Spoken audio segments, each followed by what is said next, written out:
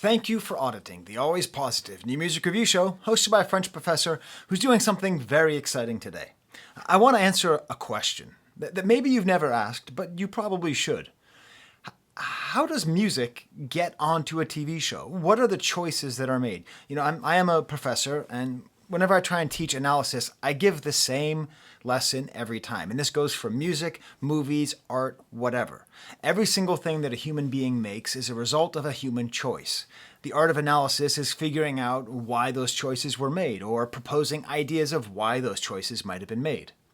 And that definitely applies to the usage of music in television.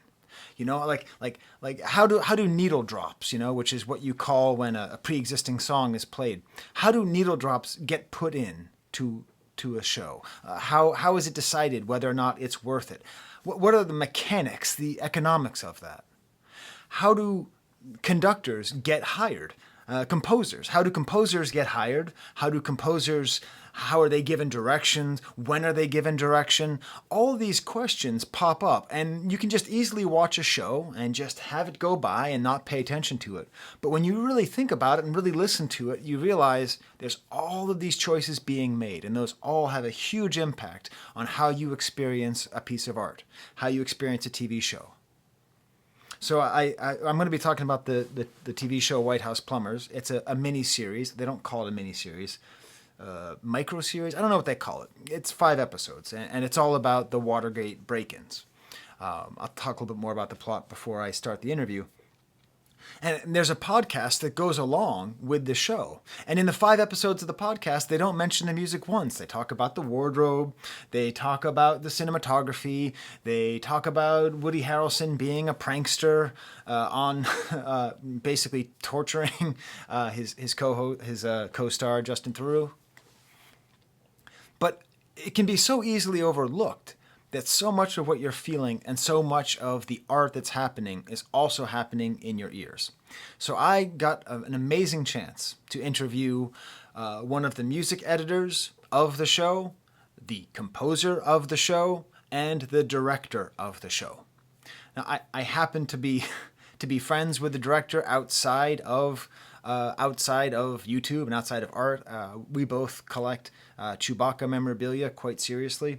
I mean, he collects all sorts of stuff. The guy has he secretly has probably one of the best collections of pop art in the world. But anyways, so I was able to get a hold of the director, which is why this is happening. But now that I've done this, I want to do this for every TV show. I feel like way too often we just sort of let these things go. So before I get them on the show, let me tell you just some terms I'm going to be using. So there's needle drops, okay? Like I said, that's, if you're thinking about Pulp Fiction, or thinking about, Reservoir Dogs, Stuck in the Middle with You is the needle drop for when the guy's ear's getting cut off.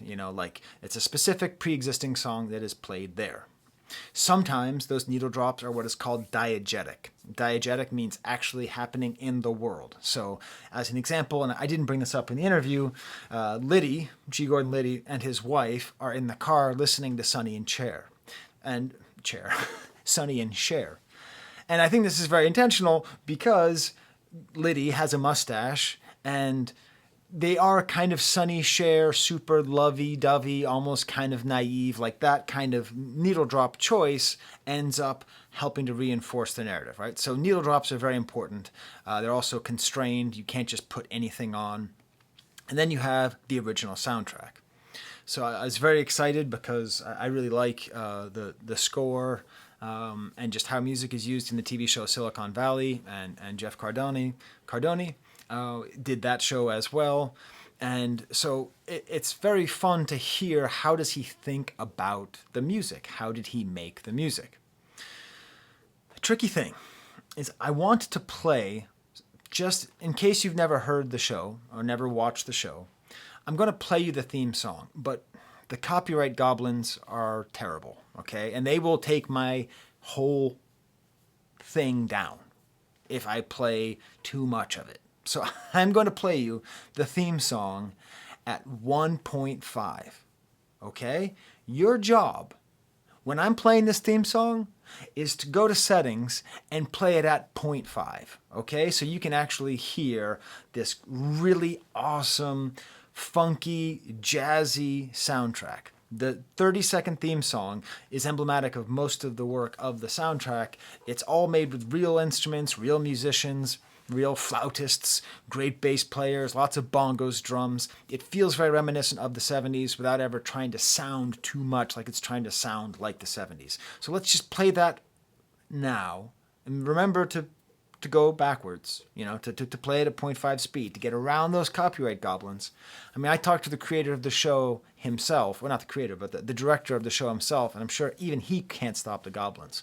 So let's listen to a little bit of this to put you in the mind frame of what the soundtrack is.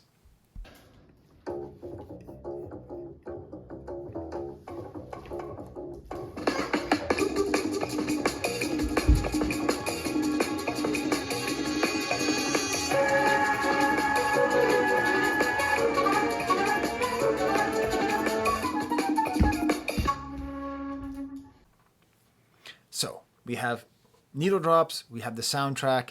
In case you are not interested in seeing the show, you really should. It's a very, very, very good show.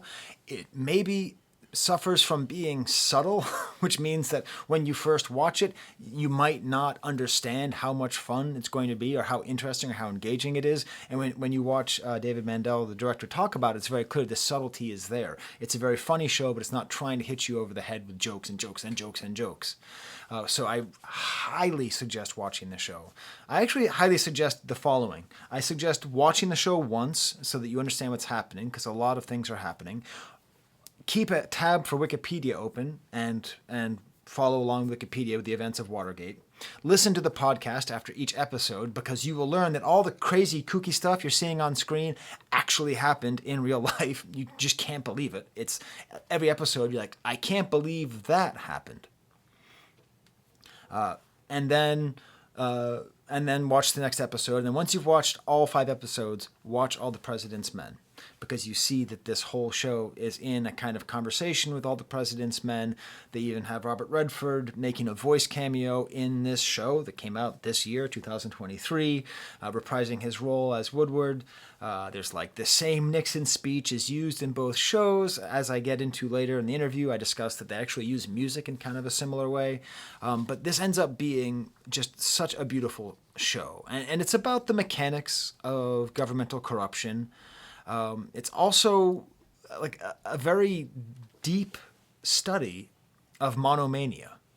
So, I study Molière, 17th century French literature, French playwright, and he always has these figures who destroy their family life because of one single issue. Like, one of them is very greedy, one of them aspires to be nobility.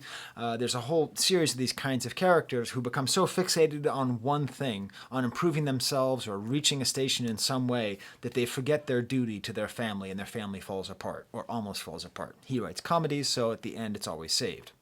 So this is like that. This is an analysis of how one's faith and belief in an idea can destroy an entire family.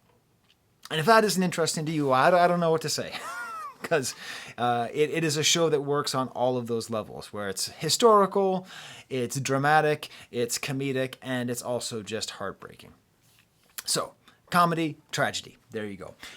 The way that I structured this interview is in the beginning, it's mostly non-spoiler. I mean, it's all like what's the point? It's like the Titanic, okay? It's like these guys totally broke the law. They broke in, they got arrested, and Nixon resigned. Spoiler, history happened.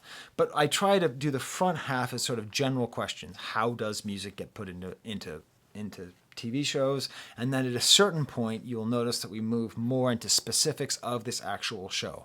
And I highly, highly suggest, if you are interested in this idea that I'm putting forth to you as a question, how does music get into TV? How does this happen? Seriously watch the show. Seriously. Get a free trial of HBO Max or whatever they're calling it now. Discovery Plus. Whatever they call their...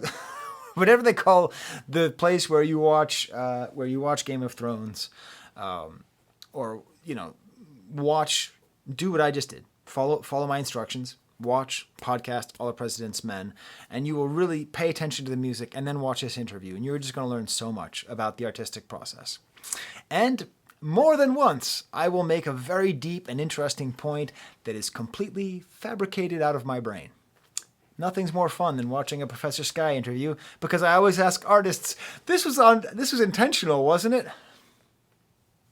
No, it wasn't. All right, so let's get to the interview with Grady and Jeff and David. All right. Well, I am here with three of the people behind how music gets onto TV, how music got onto the show White House Plumbers. And what I'm really interested in, just to start, is obviously you all have a lot of different roles, but how would you describe is your position in getting music onto a TV show? So we have the director, David Mandel. Are you also technically the showrunner or a showrunner? I think so, although I think this is one of those shows where that term got very messy, but we'll Okay. stick with director for the moment. Yeah. But in Yep. this case, I was the person in the edit room. So whatever title you would like to give me, Okay. I was the person in the edit room. And maybe I'll start in that I was putting the show together.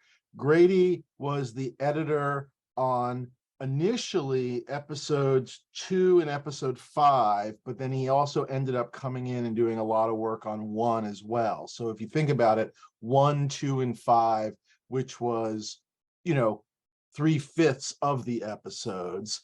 And even on episodes that he wasn't specifically the editor on, he was the one guy that was always sort of there. The other editors kind of came and went a little bit.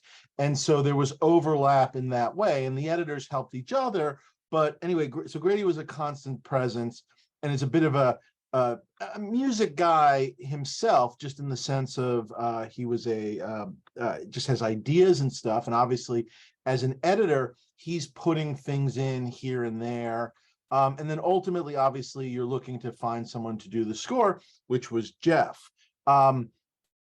Going back to the very beginning, on our earliest rough cuts, especially on episode 1, I was doing as little music as possible because I had a very specific vision in my head, at least, of what I wanted the music to be. And I was finding sort of just taking old pieces of score was sort of not doing what I wanted it to do, and I wasn't enjoying it. And I gave the first cut in without much music, thinking, well, everybody knows how to look at a cut without music. And of course, everybody at HBO sort of freaked out, like, where's the music? And it was like, it's coming. What's the big deal? Obviously, there'll be dramatic music here. And they honestly, I think they sort of almost couldn't look at the cut without music. And so from then on, we did put music in, which was my least favorite thing, because we spent tremendous amounts of time. I can remember doing it on episode 2 at the very front in the gemstone pitch, which was a difficult scene to edit unto itself, like trying like all sorts of like sample music. Like, do you remember that, Grady? Like trying to find like just so many pieces of music that just all went in the garbage just to try and make the rough cut.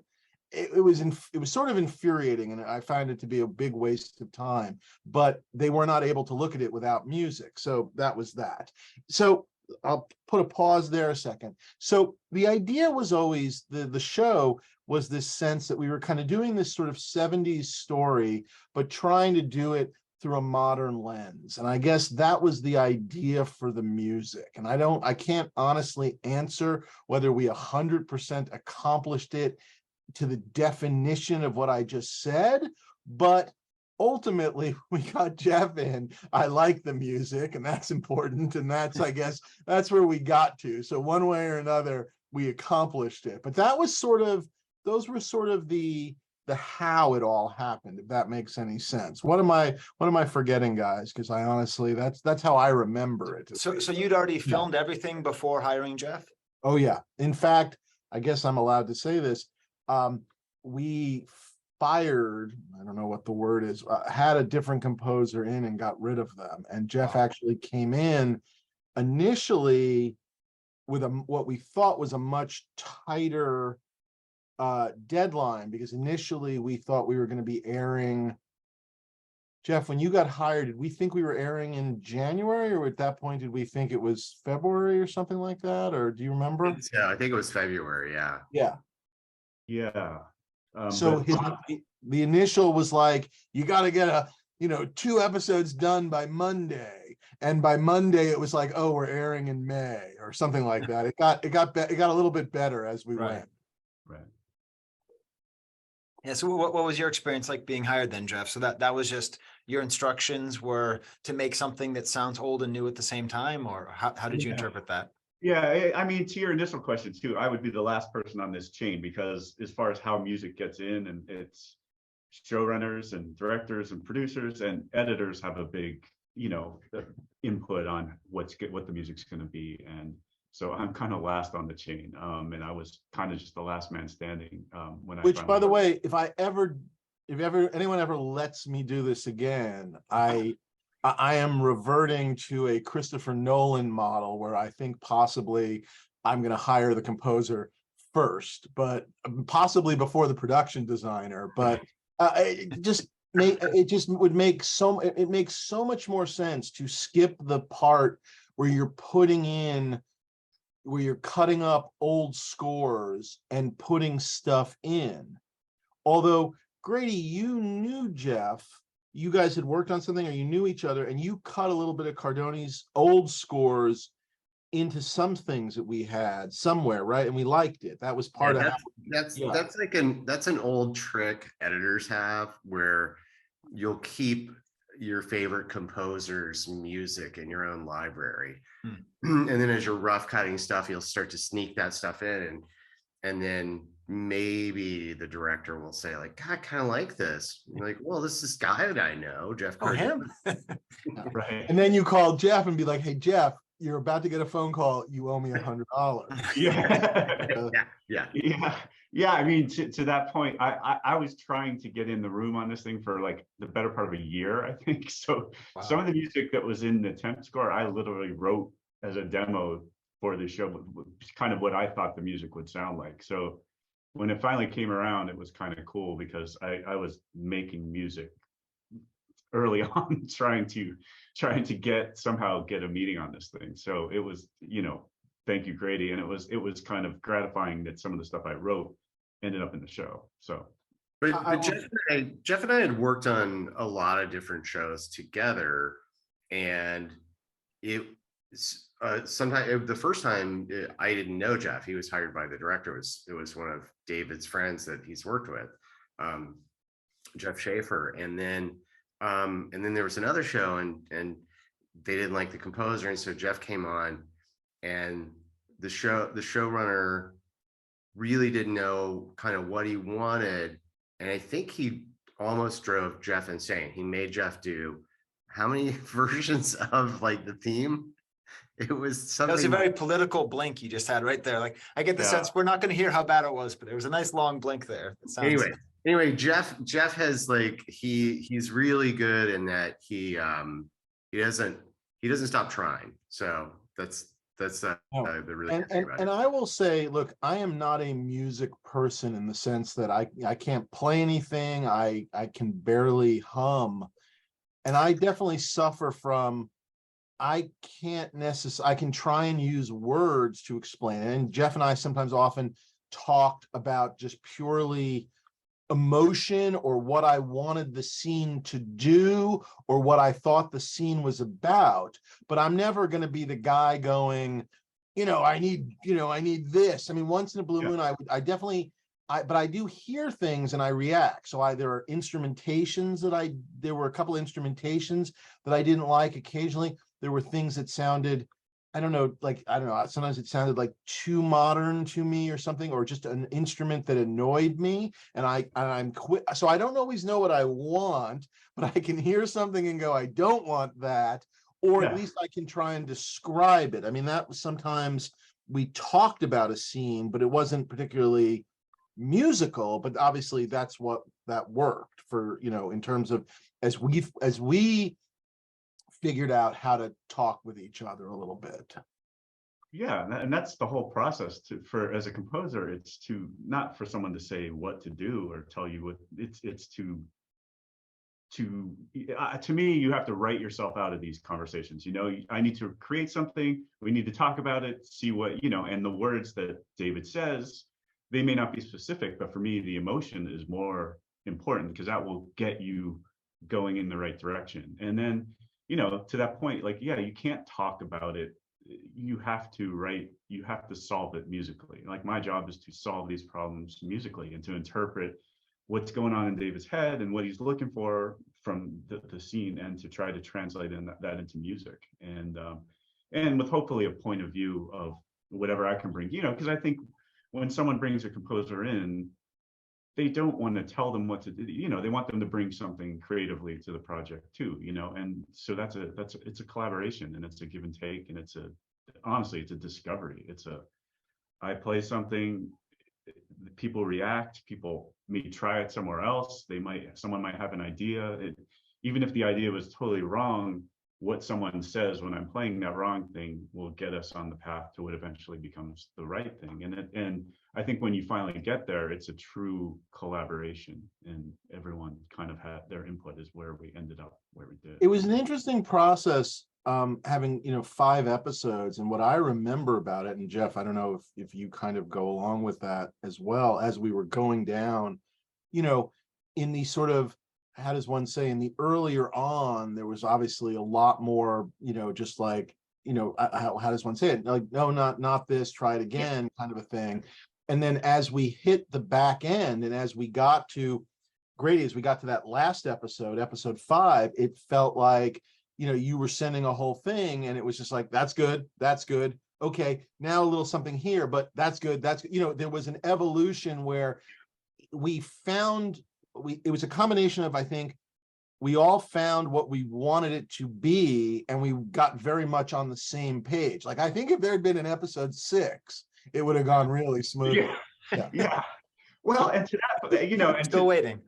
To that point too, I feel like this project was unique in that I think we approached it like a 5-hour movie, not episodic at all. I surely didn't. I approached it as a big film, and tonally, it was unique in that it wasn't the same through the whole thing. It went from lighter to super heavy, so we had to figure out a way to bridge that and make it feel like all the same movie, while tonally it went from, the first scene was super tensiony to, then we had to backtrack and kind of get a little lighter till they got to the break-in, and then after the break-in it totally went way more emotional, and so to make that all feel like the same thing was a puzzle that was fun to figure out, but it was a challenge. I don't think I ever had something that was quite like that. Well, it's been really fun for me because I watched it a couple of times now, and one time I just watched paying attention to the music and how you all did it, and that mark is really there. Because the biggest compliment I can give the music of the show and the show itself is that the music could not be, as a fan of the show, it cannot be extracted at all. It could not be replaced even a little bit. It is totally part of the identity of the show as a viewer. The flutes and the bongos, especially the flutes, it's just like, now, like, every time I see Woody Harrelson, I hear a little flute going doo-doo-doo, doo-doo-doo. It's seriously, it's that well done. But definitely that fun bit, the fun, like the comedy that turns into the tragedy, that's of course the reverse. So what makes it so interesting is that the whole show is a comedy that turns into a tragedy for the people, but the people are bad. So for the country, it's a tragedy that turns into a comedy. So like the music seems to always be like a little bit tragic and a little bit comedic. And was it as simple as like, okay, the more we use an orchestra, the more it's going to be for the sad parts? Was that sort of the general idea, or was that a coincidence that I'm picking up on? Yeah, for me, it was we had those little thematic bits, and that's what David and I and we sat down in the beginning and just worked on little melodies. And that, honestly, that flute thing that became the main titles was one of the first pieces, but it was just a little snippet of it that I didn't realize was there until David and Greg and Len were like, what about that little piece? And that kind of started. Yeah, we kind of, in the first time, and eventually again, because things just got easier, I went over to Jeff's home studio and kind of went through it, and it was like hearing that first piece, but sort of pulling out a little bit from it and kind of going, I think that's the show in some ways, and then ran with it. But it's funny only because Sky, we know each other through Star Wars. My basic attack on all sort of scores is, to some extent, the old Star Wars soundtrack, which is Right. every character has a theme, and then those themes interplay, and they kind of whatever. That sounds very basic, but a lot of movies don't do that. And we talked about that the first time, and there's Howard's music, there's Dorothy's theme, there's those things that kind of, there's sort of the theme into the heist, like those things kind of run through all 5 episodes. And I don't know, that's what I love about it, is there is that master story. Sorry. Yeah, that was the intent. I feel like this is one, because it was a period piece, it was one where you can truly be old fashioned in that way and be thematic, in which everything I loved about the movies, and I feel like we were able to do that. So to your initial question, I think we tied it together thematically, and then instrumentation wise, I think the way I tried to achieve that was, we had smaller ensemble for the first 3 episodes, where the orchestra was only 17 people. The band was smaller, and then as it went further, we went to 56-person orchestra, or 57. And I thought it was 54. Wait a second. Come on. I'm gonna think about it. Budgeted for 54. 54. That's right. 50 strings, 4 horns. So 54. So I tried to like increase the density of the sound as we went through the episodes. So while the melody might be the same, the heaviness of it kind of got heavier. So in episode 5, it was full on thriller, dense, and that was kind of the concept that we tried to do. Now, there's one cute question I've wanted to ask people who are responsible for art. So do any of you have any control over how the subtitles describe your music? Because we have whimsical music, we have so like when she's I don't think I even knew it did that. It does. It describes it. It says dramatic, whimsical, excited. So when I'm offended sometimes, honestly. That's what I was wondering, because is excited music, is when he's driving to the interview, to get into Creep, is that really excited, or is it anticipatory, or so no one has any control over that? That's a good question. This is a new exciting thing for me to spend hours of my life on whatever the next show is. Yeah, I did not even know they did that. So yeah, because sometimes one time it said ominous, and it's like, I don't know, like, is that really the right word? And obviously this is for people who are who can't hear, so that's good that they're doing it, but at the same time, many people watch with subtitles. I watch everything with subtitles, and so it actually sets my mind as to what mood should I be in, depending on how it describes the music, even though I'm hearing it with my ears. So yeah. It doesn't say 70s music through a modern lens. No, it doesn't. We failed. We obviously failed. Yeah. No, I get offended sometimes, because this especially, I didn't want one cue to be comedic. I didn't want the music to be funny at all, because the dialogue was hysterical, and I don't think the music needed to make it funny. So while we might have been like groovy and stuff, I don't think it was ever funny. So if one of those subtitles said funny music, I would be really pissed.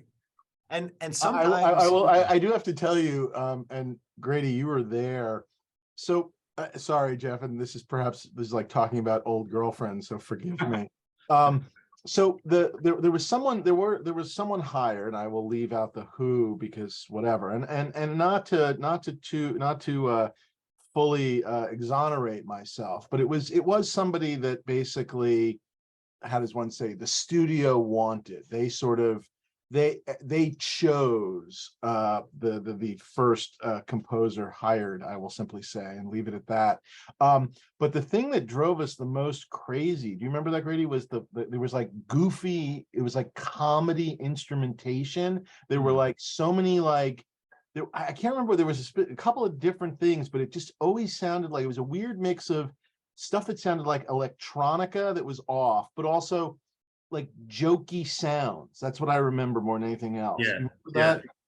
Yeah. So Sky, like what happened in that situation was that this other composer was hired, and a lot of times their first pass, it's kind of an audition. So they don't, it's sort of their take and everything. And so I remember when that music came in for, I believe, episode 1, and I was already in the office and my assistant brought the music in, and there's little like time codes so you can kind of line it all up. And so I turn up the speakers, turn them up real loud. David's not in yet, and I'm looking at it, and pretty much within about 10 seconds, I was just like, "Oh shit, people will not like this." But I didn't Like want to say anything because, gongs and kazoos and well, it was just like it, not to be mean, but it felt like Stranger Things music a bit. I remember we talked about that, but like, so I didn't really say anything. I didn't want to say anything. Yeah, there was an 80s electronica to it, but Yeah. also a jokiness. I mean, this is where it just Right. whatever. Yeah. But I didn't want to color David's opinion yet. So he comes in, he's like, "Hey, how is it?" And I was like, let's see. yeah, you tell me first. How about that? And we both agreed that it was not appropriate for the show. It was very jokey, and I mean, none of this matters now, but it was sort of like, but again, first pass. So you kind of give your notes and you kind of talk it through. And then when it kind of came back with a very sense of that we were wrong and that they were right, and that no, here it is again. It was just like, okay, we're done here. That was exciting. But yeah, but the comedy in the show, which has been a little bit of a thorn in my side, in the sense of it is funny, but I never wanted it to be funny, if that makes any sense. And both in terms of performance, of which, episode 1 is a little big in hindsight for my taste. I'm just talking performance wise. If I go back and did it, I'd tamp it down even more. But overall, I guess what I'm simply saying is there's comedy, but we don't cut it like a comedy. People don't do, we don't do like crazy eyeball reactions and whatnot. We don't, a lot of times it's very matter of fact sort of editing, in the sense of we're not cutting on a punchline or whatever. You know what I mean? It's happening, but it's not happening. And that was important for the score, that it was just simply, I'm bad version. We're in a heist. Yes, everything is going wrong, but the music never lets you know everything is going wrong. That's the easiest way I can express it in any given part. It's as if what they're saying is perfectly normal and the music is playing that. Now, sometimes, and we found the sort of the sweet spot, because sometimes, obviously, if the music is too dramatic and they're being too stupid, you do get like kind of things bump up against each other, and you might have to pull back a little bit on the music. But we always were airing to I guess, again, in the comedy drama, we aired always to the drama side, I guess, with the music, and we never leaned into the comedy. And that was just a big sort of philosophy, both discussion and theory and execution, for the entire show. I mean, every part of it. I don't know how else to say that. So yeah. Which I think, my prediction is that you guys are going to be talking a lot about the show as time goes on, because definitely watching it the first time and then the second time, like what you're saying is totally accurate, that it's very funny, but it's more that the characters themselves have a sort of absurd view. And so it's not like a punchline laugh, with the exception of, pussyfooting and heel dragging, there are little punchlines here and there. But even those, not to, I know we're talking more music, but even those things, they're not set up punchline. Right. They are funny lines, but again, hopefully the comedy comes out of character and situation, and never we're writing a joke, which, not to whatever, but coming from Veep, we wrote jokes. It was, this is a setup, here is the punchline, here is the callback, here is the clever rejoin, whatever it is, those are jokes. This was definitely funny things, but always based, in a perfect world, on history, character, and situation. And again, sort of as best as possible, shot, acted, edited, and then ultimately scored as if none of it was funny. That's Right. Yeah, that I think that definitely comes through, and it ends up that I hate to tell you, but it gets funnier the more you watch it. I know you don't want it to be a comedy, but because you're not expecting it that way, it has there's a depth to what makes it funny. To the second watch, I just appreciated it so much more, and I laughed at it so much more. But not as the punchline, just as like I now know what happens to these characters. I know how they end up. I know it's going to end in the prison singing the Nazi song, and so I can sort of see it all go along. well, But before, if you think it's funny on the second airing, wait till you watch it 88 times. yes, When- I guess if you were really- editing, It's when it really kicks in. I mean, I'm still like waking up in the middle of the night, happy. I'm like, oh, I'm not in an edit room working on the gemstone sequence. So yeah, no, it's yeah. so speaking of the editing, so we haven't talked at all about needle drops, and I know it might be sort of offensive to talk about needle drops in the presence of a No, composer. Huge. they're super important. I mean, I think I get to your question, but I was just going to say, one of the things I'm most proud of is, I mean, all the music, but also the way the needle drops and the score. Mhm. I don't know what the word interact is. That a word? Is that the word? I don't know. Whatever, how they exist in the symbiosis. I don't know. Like they it's very much of a piece, and I think they complement each other. So Yeah. So how does that like work? I mean, because I understand the composer thing, but I know that each song is, sometimes I'll watch like what I think is a low budget TV show, and then a Rolling Stones song comes on. I'm like, oh, okay, I guess this is actually a high budget show, because obviously each one costs more. Like, at what point, like, do you have like a dream list of songs? Like there's a James Brown song in episode 4.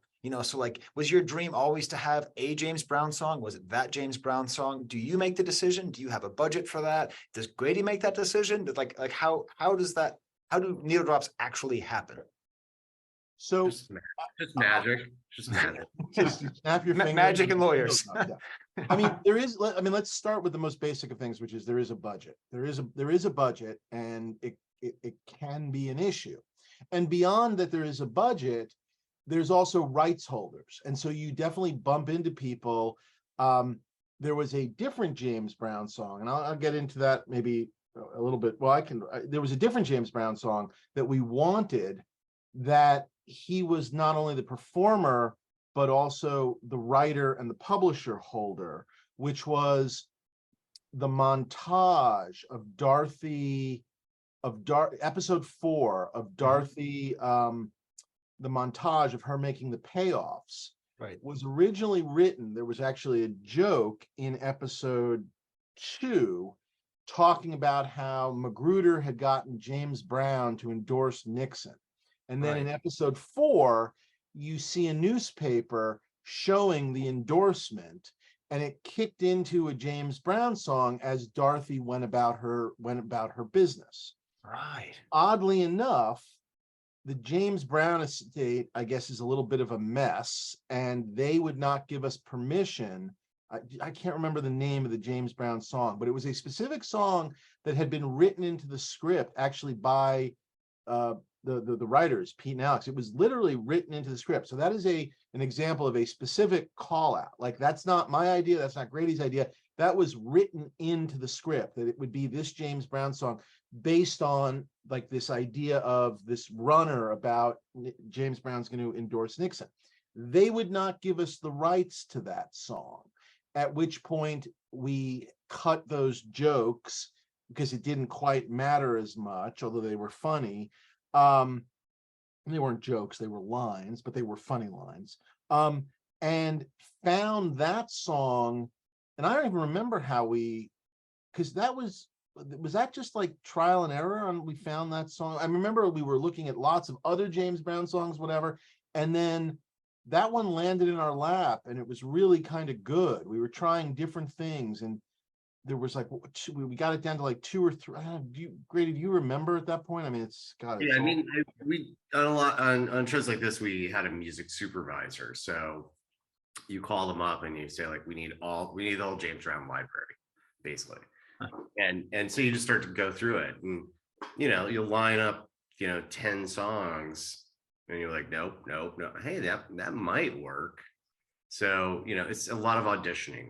It was definitely auditioning, and it was this thing where we could, at some point, we were not allowed. We realized we can't use the James Brown song, so then we found the other song, which I really like. And there were two that were really interesting. There was that, and there was a second one I really. It was psychedelic Shack. Remember that? We had that in for a little bit too. Yeah, that wasn't my episode, so I don't really. Oh, I thought that was us doing the music at that point. I thought everybody else was gone at that point. No, I think that was sorry, I'm spacing on his name. The other Was that 4? Oh, was that Eric at that point? Yeah, On Eric. Steve's, oh, it was in Eric's. Okay. So it was basically, I got it down to, there was the song that's in there, and then Psychedelic Shack, which I love. It's an old psychedelic Shack, and that's where it's at. Anyway, which was fit in really nicely musically on the montage, but it had no meaning. There was no meaning to it at all. And the song we went with mentions a woman, and it has a little bit more about Dorothy in a good way. But ironically, what we discovered was the cover by James Brown of That's Life, which we always associate with Sinatra, but the James Brown estate didn't own the rights because of the performance. So we were able to get that song.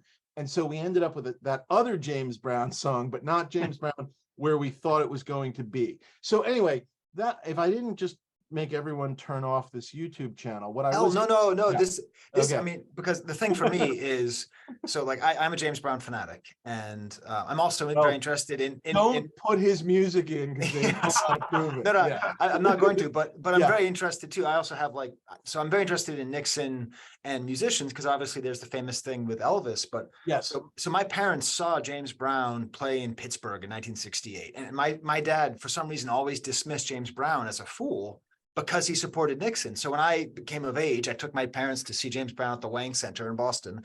And I was like, no, you need to understand, he's like the most important artist of the 20th century. He's not like an important artist. Like the Beatles are nothing compared to James Brown. That's how important. So I got to have this whole experiment, and it was because in their mind, Because of Nixon. they see James Brown, they see Nixon. And so when Kanye became friends with Trump, I'm like, this is the exact same thing. It's happening again, but no one cared. But yeah, so when I heard James Brown, I'm like, I bet these guys are doing this just so that we remember, those who know the history of music and Nixon. Because I imagined maybe you would have done Elvis, but that would have been less important, because that's actually, I think, less indicative of. But Elvis also feels like that Elvis and Nixon, that photo has become a joke. Yep.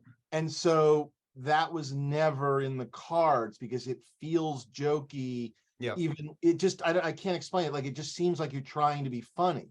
When the James Brown thing was in, it was really interesting, and what people were saying was funny about it, but it didn't seem like a joke. Whereas the second you go, oh, Nixon's meeting with Elvis, it feels like you're trying to be funny, which again is just more of a writing sort of directing thing. Right.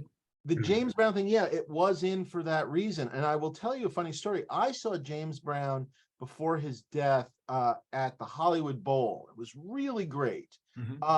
And when I saw him, there was this crazy redheaded woman on stage with him that seemed to be sort of like, what is she, like, it was like what is this crazy redheaded woman doing there? And then I subsequently discovered, I believe he married her, and she's the one that did not give us the rights to use it. That's what I've discovered subsequently. So anyway, crazy redheaded woman. But where I was going on the overall story was, so there were a couple of spots in the 5 episodes where music, specific needle drop, was called out. And those were always, we always started with that. And a couple of them went away, and a couple of them stayed. But there were a couple of spots, in the episodes. When the Cubans first show up in episode 1, what is that? Fingered Man? Was it like 10,000 Finger Man or something like that? 10,000 Finger Man. That was called out in the script. And we tried other things, and we ended up back with 10,000 Fingered Man. We tried score, and we tried other Cuban compositions, I guess, Like like some Afro-Cuban stuff. yeah. And we just kind of ended up back there because it just worked, and it really did. The James Brown thing was written in and came out. You know, so there were things like that. I don't know, there was probably one or two others that I'm not thinking of, that I don't quite remember, that were written in. And then there were a couple of needle drops going in that I had in my mind that I didn't know where they would go, but I thought they would be in. They were very sort of weird and specific. I was very obsessed with, I'd read this article in the New York Times, oddly, before I got the job, and was obsessed with it. And then the second I got the job, I was like, we got to find a place for this, which was this in-studio performance at PBS of the Ballad of Frank Wills. It was a very specific performance, and that became the end music of the heist episode, of episode 3, when they put the thing up and it kind of kicks in. And there's other performances of that song, but this live performance that was done like in the studio, in like the live in the studio, trumps all of those. And so that one went in. And I was also, and again, these aren't exactly traditional needle drops, and I was also obsessed with the Nixon Now commercial jingle that I just was something I had done research on Veep years ago, of just like, and I just was like, that's got to go in somewhere as well. So there were a couple of, like I said, these sort of that I had in my own head that, like, again, I don't quite know where they're going to go, but they're going to kind of try and go in. And then the last thing I will say about needle drops is, the one thing that I despise, I don't know how else to say this, is I hate hearing, especially, by the way, in period shows, I hate hearing music I've heard before. And I don't mean it all has to be new bands you've never heard of. I just mean, if you're making a 70s movie, and I'll give you an example, we tried lots of needle drops for Hunt walking through the protest, like at the very beginning of him pushing through the protest. And we ended up, I think we're using score now, right? We threw them all away, and it's now score. And part of the reason for that is we tried every protest song you could possibly imagine. And the second you're hearing like, war, what is it good for? Or every season turn, or whatever, my stomach crawls, because it's like what I call the Forrest Gump thing. If it was in Forrest Gump, you're not allowed to use it. Do you know what I mean? It's like, so as a viewer, when I saw the protest signs, I actually said in my head, dear God, I don't want to hear All Along the Watchtower. Like there's certain like there's things I expect. And when I heard the score, like I'm not just saying this to kiss up. Like I legitimately thought, I really hope that this isn't that kind of show, because I want to talk to David sometime about this. But if I hear exactly what you said, like Stop, Look, What's Happening Now, any of those songs, I would have felt that it totally undercut it. And so that worked. It truly drives me crazy. There's nothing worse. You know, forgive me, I don't mean to be attacking other things, but like I won't say the specifics, but you'll watch like something in the 80s, and there's so much good 80s music that you never get to hear. And it'll just be like the same 5 80s tunes, and you're just like, why?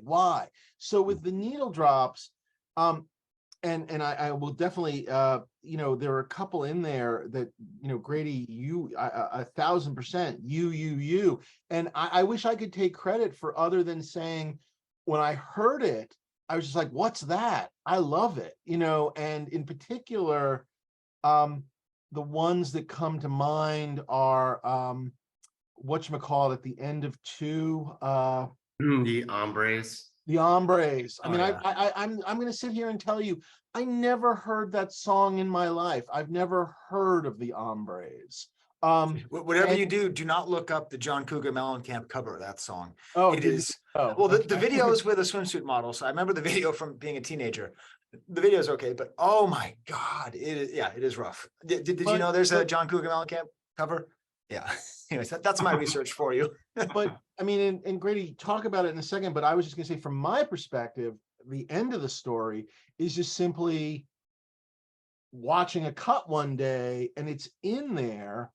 And even if I thought I wanted to replace it, which I don't think we ever tried to replace it, No. even if we ever did, it never was as good as whatever was there. But again, it was, I mean, again, it was just great because it spoke to the show, it spoke to the time, and yet it was also, it's a fucking great song. I don't know, I mean, I don't know what else to say, but I mean, those are those magic little moments, and that's one. I love it. I'll ask you the question, Grady. Like, you put it in. Why? What made you think of it? Well- How were you thinking? Yeah, please. Yeah. Well, so in our initial meeting, when you basically called me and said like, "Hey, I've heard you're an okay editor. You've got the job." Those were my Yeah. exact words. Yeah. And- I think I said it though more like this. I heard you're an okay editor. I guess you've got the job. There's no one else. But yes, that's what I said. Yeah. And I was like, so we were talking, and I said, so the scripts are great and everything, and there's definitely mentions of specific songs. I was like, so what about the music for this? What are you thinking? And you literally said like, I don't want to hear anything I've heard before. I don't want a Big Chill or a Forrest Gump thing. And so whenever I've gone into a show, music's always an afterthought.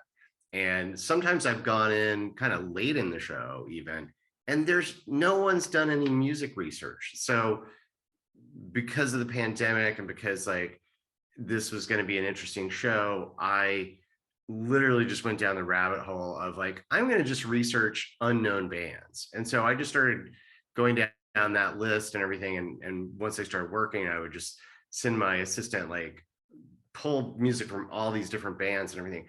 There's a lot of great stuff out there, a lot of really obscure stuff. And the problem with some of that stuff is that their music only exists on 45s and it's mono recordings. It doesn't really sound that great. So then you got to kind of sift through all that stuff too. And this is before we even had a music supervisor. So, but I really despise going into a show, cutting dailies and not having music to work with.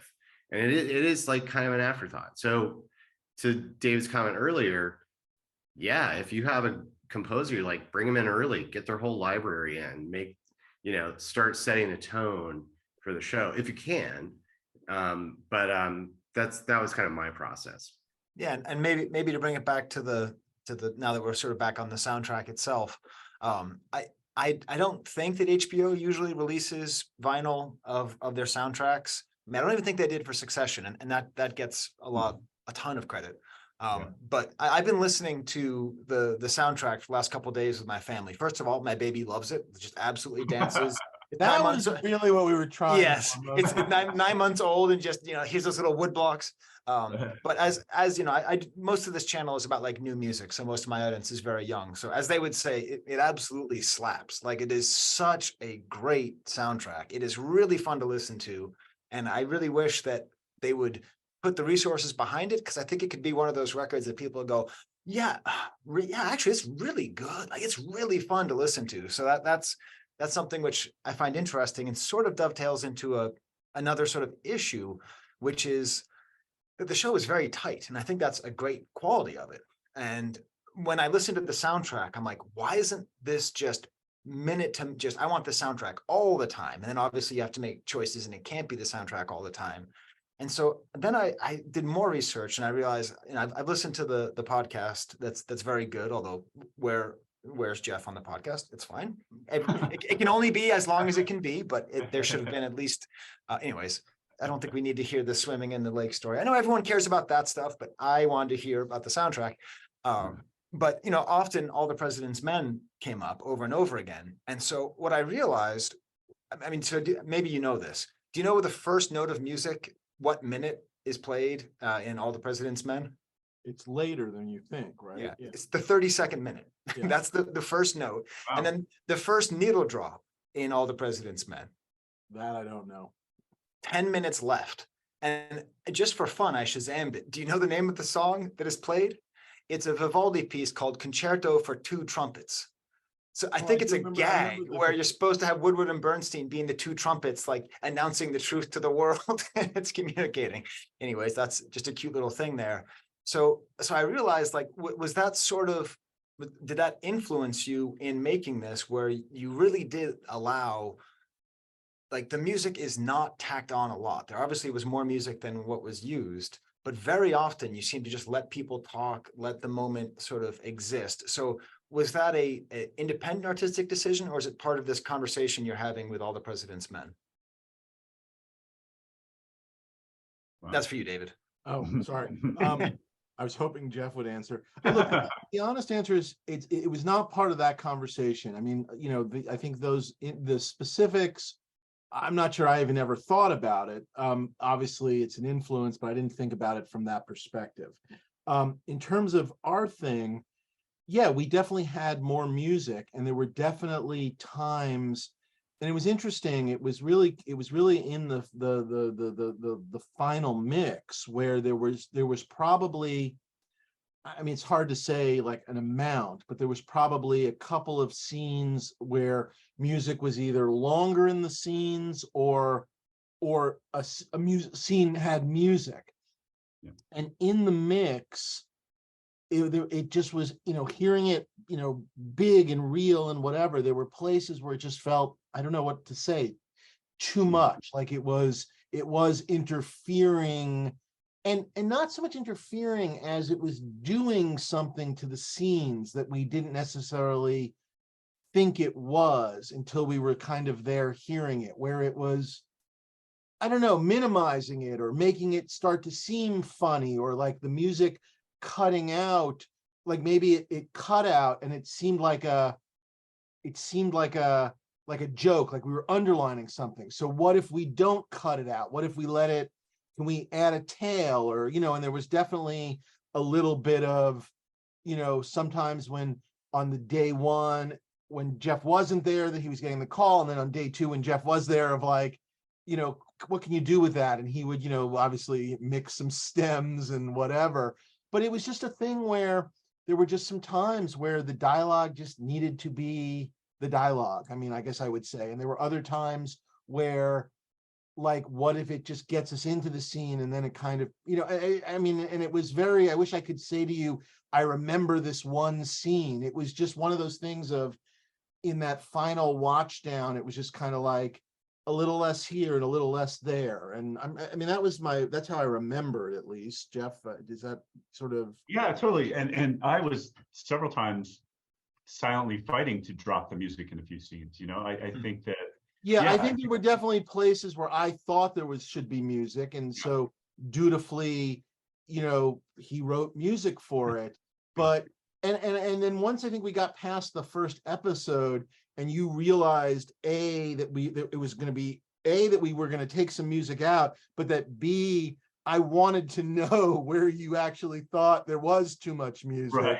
Everything got a lot easier because, you know, again, I'm sure you were thinking, I'm married to it. Like I asked for it and I will never change my mind. And the honest answer was, no, hearing it, I was wrong. I know I asked for it here, but it's whatever. I mean, yeah. It's so much as like just the comfort level. You know, it took a while for us to kind of all get in sync a little bit. And in the beginning, so the first episode was the hardest, I think. And I'm sure Grady can speak to this too. It's just, where is there music? And sometimes you don't know where there shouldn't be music till you put music there and realize it's better without. And me, again, to not accentuate the comedy, there were a lot of times where I thought it should just be dry because the joke, you know, the dialogue is fine without music. So I think where we ended up, we kept stripping out until where it's actually in, I think it's impactful and meaningful, and it doesn't feel, because I feel like there's a line, and once you go past that line with too much music, then you're kind of locked into it. Then you've always got to be with that amount, and it becomes wallpaper a lot of times to me. So I was pretty happy with where we ended up. I feel like it always meant something. It didn't feel manipulative, and it let the silence, it let the writing tell the story until the music can actually help in a meaningful way. I feel like all the music we ended up with score-wise was helping in a story way, not just like a scene way. Not like, here's a scene, oh, we need to put some music in this scene. I feel like every cue was tied to the story, the overarching story, you know. And so I think that's where music is more effective. And again, I think it's more of a movie mentality than a TV mentality. Yeah, in terms of the 5 episodes, and again, you can, if you think about it as one giant piece, it's basically you're kind of going up till sort of episode 3, and when they have that third break in where they, you know, think they've done it and they're celebrating on the rooftop, and they're kind of, the guys are, you know, they're kind of drunk and they're singing the Cuban song. They're kind of just, you know, that's them singing on the rooftop. That's the pinnacle. That's, you know, that's the high point of, you know, our giant thing. And then from there to the end of the show is kind of the downhill. And that is how I always thought about the show. And that's how we sort of thought about it musically as well. And so it's kind of this, and that journey at different times, it, you know, there are times where the music is letting you know, this is great. And then there are times where obviously on the back end, the bottom is like the walls are closing in, things are starting to happen, so that you can get to, I was just watching that scene, the phone booth scene, and you know, you're sort of, it's Liddy on the phone with Dean, and shit is happening. And it's both, the music there is both moving the story forward because there's that sense of time and things are, but also things are unraveling, but also the walls are closing in and it's starting to get that sense of danger. And so it's doing 3 or 4 things at once, but that's a very specific, I don't know, I was just thinking about that one, where it's just doing all this stuff, but in a great way. So yeah. Yeah, that definitely comes through the arc of the entire show, because if you sort of look at it from far away, episode 3 is sort of like, you know, Jeff's sound explosion. I mean, he's all over the place. There's only one needle drop, which is the Will song at the very end. So it's just him all the way through. And then episode 4 is the most needle droppy. I think there's more needle drops in episode 4 than the rest of the episodes put together.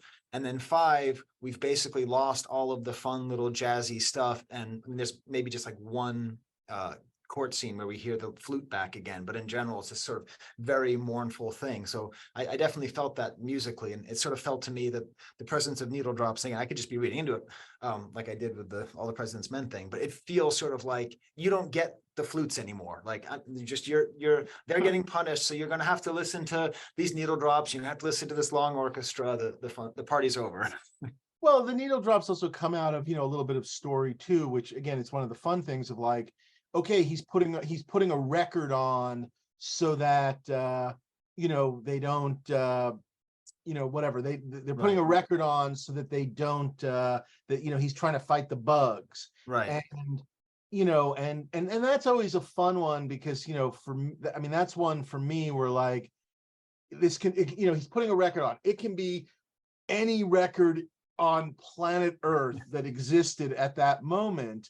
And I definitely remember, you know, Grady was talking about music research, you know, I definitely remember like going down like sort of like, you know, the Googling of like whatever, top 100 songs of 1972, top 100 songs of 1973. But then also kind of going, well, wait a second, they're not going to put, you know, even though the kids might have certain kinds of music, he doesn't like rock and roll, he doesn't like whatever, but Dorothy might like, I guess what you might call easy listening. But then it was kind of like, well, what about show tunes? What are the big shows? And then I kind of, you know, that's a little bit of a joke because it ends up being Camelot, which of course is Kennedy music, and he fucking hates Kennedy. Right. And I guess I just thought there'd be something very ironic that they probably went and saw Camelot because everyone saw Camelot, but he fucking hates Kennedy. But he kind of, as a music guy, he loved the score. That would be something that would drive Howard Hunt a little crazy. Like, this score is really, because he, you know, he loved jazz, and he's like, this score is really good, but I fucking hate that it's about Kennedy. And so, you know, the Camelot sort of thing was kind of a joke. And then, you know, again, the thousands of things. What is the worst thing you want to hear at the end of episode 4 that could be playing on the radio when Dorothy has, you know, died, but they don't know she's died? And again, went through a million possibilities. And again, another sort of Nixon connection, because Sammy Davis Jr. did Nixon events and was endorsed Nixon as well. Candyman, which just seemed absolutely perfectly stupid, that if you ever sort of said like, no, I remember 10 years ago, like it was yesterday, I was listening to Candyman on the radio and I answered the phone and I found out my wife blew up on an airplane. You know, it was like, Right. Candyman seemed perfect. And then of course, even with that, it was like the Mars Corporation, the M&M's people, they own that song now. Like they have the rights to it. So Wow. that became an entire thing where one of the producers, Greg Feinberg, knew a guy that was connected, like a lawyer who knew people at the Mars company. But even that, it was like, we had another song in the spot till the last second when they told us we had the permission to use Candyman. So those are, you know, again, that's the other side of like, and again, I'm not saying those are jokes per se, but that was, you know, trying to have a little fun sometimes on the, what could be on the radio, or what would be a interesting musical album that Hunt would play. And that's a different sort of, a different kind of needle drop, I guess, as opposed to a feeling needle drop, if that makes any sense. Yeah, because Whereas it's the Hombres, diegetic and the Hombres is more of a wrap up. The other needle drop that comes to mind, I guess it would be at the end of episode 5. And this was another Grady one that I just love, which was the Velvet Underground and Nico, an album that obviously everybody listens to, but you know, that song choice feels like the song, I hate to say, no one remembers, no one listens to. But it's that's actually my wife and my song. Like that's Is it our really? like wedding Oh, song. wow. Yeah. To me, it's like, so when I heard it in that context, I'm like, what are they trying to Tarantino this song where I can't think about it except in this context? Am I gonna, because I think of it now, all I can do is think of it as very sad and whatever. So I don't, I Yeah. mean, I guess I get that it could be romantic, but, and Grady, again, that's one, it was just there one day. I don't know what, I don't even know, you know, I don't know if you had there's an origin story for it, but it was just there. And yeah. I get kickbacks from all these artists. The only reason to go in. No, it felt right to me. I tried a bunch of different little things there, and it's like, you know, because sometimes, like, you know, you want to break it up with something that's of the period, you know. So that's where that kind of came from. because I mean, you know, so obviously I thought a lot about that, and we're just jumping around. My notes are basically useless now. I like it. I like how it's devolved. So when I heard I'll Be Your Mirror, I was thinking of a couple of things. One, it's sort of like, you know, the hippies won, essentially. You know, like Velvet Underground is like the opposite of Howard Hunt, the opposite of Nixon, right? So I sort of saw that as accompanying Dean's sort of betrayal and his adulation. But then I didn't know, because Nico herself has said positive things about the Nazis without being a Nazi. So they're like, when I hear Nico, I think my daughter loves Nico, and like she bought her biography and everything. So it's like Nico's a big figure in our household, but there's always this kind of thing of like, she sort of said like, they weren't all that bad, like something essentially like that. So I didn't know if that was another wink where we're supposed to think, okay, because then it leads right into Liddy singing the Nazi thing. There was no Nazis, that part of it. I mean, I think definitely the fact that it was the Velvet Underground was definitely something, you know, in terms of, you know, yeah, it's sort of like, it's ironic that the score of the show is now music that Howard Hunt would just absolutely, and both of them, I guess, would probably hate.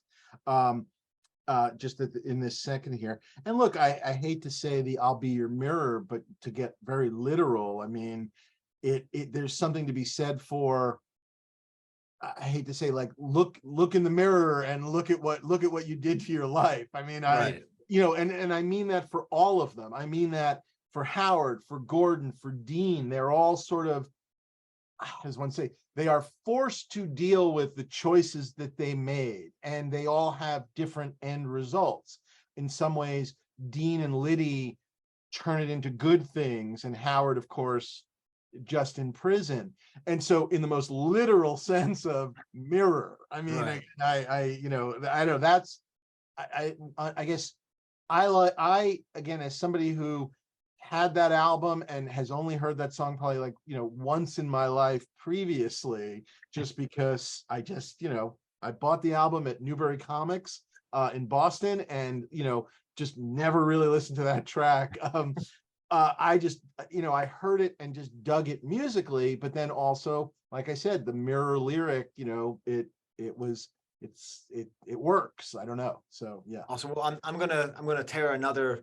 I'm gonna go way too far and make a connection that's probably not there in our discussion of episode 1. But let's get into the episode more formal of episode 1. So the thing I immediately noticed when thinking about the music was, and I have my notes right here. You're not going to be able to see, but it says there protesters bongos, and that was my typing up, appreciating that it wasn't anything cheesy. And then the first needle drop is 18 minutes and 52 seconds in. And so that's the main way that whatever subtlety you were hoping to have, how thankful the viewers are who don't want to be told that they're watching something from the 70s, the 60s into the 70s, early 70s by the simplest possible music cue. I really think it's an awesome testament to your faith in Jeff of like, you have to communicate this. And, you didn't go, same thing with the wardrobe. Like you didn't go with the super high flying collars. Like you didn't go too far, and the music worked just right in that same level of nuance. My discussions with every different department were kind of very much the same, which was always, look, it is the 70s, but it's not, we're not doing the jokey. I mean, we're not doing the jokey 70s. We're not doing the cliched 70s where it is the 70s, whatever that means, but also it's not the 70s. It's 2023, and we're kind of also looking back at the 70s. And again, and again, it's in the production design, it's in the wardrobe, and I think it's in the score, but very much so. And again, I think Jeff said this was one of the first pieces, and it really was. It was like figuring out sort of the little title sequence and kind of knowing like what the show would, that was very much what the show is. And then also kind of, we're jumping in mid heist, and you sort of, again, it's sort of heisty and dramatic, and there's a little bit of fun until there isn't, but it's tense and it's interesting. And then all of a sudden you're in Howard Hunt's world, and all of a sudden I'm going the other way, which is like his life is drudgery and whatever. And then the phone rings, and then when that phone rings, that's the call he's been waiting for all his life. And so again, just digging into the score there, that phone rings and he's like, you see, and he starts on the move, and all of a sudden it kicks in and picks up. And that's an example, by the way, I think, where we had music going through the entire scene of in the kitchen and typing. And I think we pulled it back more towards, we just get him up the stairs with that pep in his step, like he's reinvigorated and recharged, picks up the phone. And then I think we brought the music, we brought it out, I think, at that point. We definitely had more wall to wall there. But just that little piece of, it was a two-parter of, one is him at the very beginning staring out the window, that sense of this is the worst job and his life is garbage. We spent a lot of time trying to talk about what that could be without it feeling like strings, woe is me, like not we don't want to, we want to, again, make it clear to the audience, but not punch them in the face and not underline it. It's not music for dummies, but it's how do we, how do you, I don't know what I'm saying. How do you convey it without overdoing it? And so that was the first sort of interesting point. And then the phone rings and things are good. And that's the second point. And that's what I remember from back then, of the beginning of that episode. The other thing that you really lay the tracks for musically is, the tragedy of the Hunt family. The way I read it is the tragedy of music, because there's the scene where he appreciates David's playing piano, maybe the 4th episode, and constantly St. John is trying to prove himself through music. And that's the introduction is, you're a half step flat, like an ice pick to the temple. It's like that line is like the immediate pain and the struggle and his complete failure as a father, and the fact that you should never root for him, no matter how charismatic Woody Harrelson is, to me, comes through in that first scene where he's, and now obviously there's the funny part of him getting mad at not smoking weed or whatever, but yeah, so that's one thing that I really appreciated as a music fan and as someone whose I kids think the kids other play thing music. that the music does is these are bad guys and they did bad things. And I don't mind you understanding them, but hopefully you don't necessarily sympathize with them. And that Right. was the big thing with the music, which is it's never, I mean, again, I'm sort of, I don't know how to say what it is, but I know how to say what it isn't. And I guess now you understand how Jeff and had to deal with me. It's never sappy. It's never woe is me or woe is Howard or oh my God, isn't it sad? You know what I mean? Or like, oh, the poor man or oh, his poor family. It's never that. And yet it sometimes lets you realize, oh man, this guy is his own worst enemy. I mean, again, understand but not sympathize. Anyway. Yeah, and that first one was super hard only because it's literally the first piece we end on after the main titles, so it's kind of setting the tone of how we're going to do that, how you're going to feel the first time you see Hunt, what you're supposed to feel without pushing you the wrong way. And that was a tough one, which it seems kind of in the whole scheme of things not a really big scene, but musically it was because of how early it was. But and then also when you get to Dorothy and the family, though, that music, when you first meet her on the horse and then the dinner sequence, that the music in there, which becomes sort of, again, forgive me, Dorothy's theme and the family stuff, that's all going to then reverberate through, because again, another big thing was, and not the reason it's 5 episodes, but the reason of this story is that the family, in some ways, I've said this elsewhere, is the collateral damage. And this is very much the story of what this does to the families. It's what it does to America, but it's America through the mini lens of the Liddy and Hunt family, and more specifically, the Hunt family, the tragedy of the Hunt family. That is what is sort of the story we're kind of telling, even though we're telling the Watergate story. And so the family has to have music. Dorothy has to have music because that's going to keep kind of coming back in different forms and whatever throughout the story, as both we see them, but also Hunt thinks about them, hurts them, et cetera, et cetera. And so it's such a, these were, episode 1, it's like the big building blocks that are then going to pay off throughout. Sorry, Jeff, I didn't mean to interrupt. No, I totally agree with that. And that was the whole trying to find the family, trying to find I think most of what the score was doing was the inter-family dynamics and the emotion of the family and the relationships, even Hunt and Liddy. And when you first see Dorothy, it's a little more stately and a little more, and then it evolves. And then when you see Dorothy and St. John later on the horses, it's on the horses, my gosh, yeah. And that's an example, by the way, and I will simply say, and this is what music can do. And this is not an original thought. Those are 2 people on horses. She's not bad on her horse. He's not good on his horse. I mean, so in terms of like I'm not talking about performance. I'm just talking about me shooting 2 people on a horse where the horses, they're not always moving the way you want to. The horses aren't always quite under control the way you want them to. And so we are, what can I say? There's a lot of that we're cutting around a lot, just to try and get pieces of performances where the horses are doing the right things and everybody's where you want it to be. And you end up sometimes you play that scene dry, and I hate to say, the cuttiness jumps out at you a little bit, and you put that music in there, and it all of a sudden it just erases what I call sort of the problems with the director. So that's number 1. But number 2, it makes it a whole, but also that is the perfect amplification of all the family problems and what's going on there musically, again, without it ever being sappy or sad or manipulative. And that's what I guess I love about it. So, it's doing all that work. Yeah, I really love how this is like so circular, because like you're talking about things that I want to talk about later, but it's helping to emphasize the similarity between the different horse scenes and what they represent in the scene. But I did want to talk about the big needle drop in the first episode, which happens 18 minutes in. So Crystal Blue Persuasion.